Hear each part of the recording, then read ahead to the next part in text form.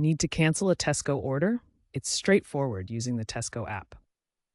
As of October 2025, you can cancel your order up to 2 hours before your scheduled delivery or pickup time, provided it hasn't already been prepared. Look for the Quick Cancel button, introduced in App version 5.2, March 2025, for one-tap cancellations of orders not yet dispatched. If it's within the cancellation window and the order hasn't started preparation, you're good to go.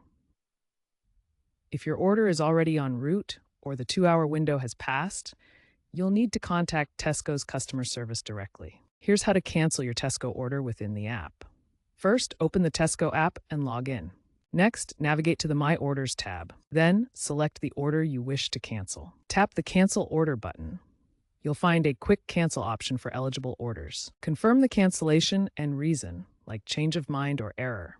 Expect a refund to your original payment method within 3 to 5 business days. Remember, cancellation is easiest if your order is still in confirmed or pending status. Keep an eye on in-app notifications to stay informed about cancellation windows and potential slot changes.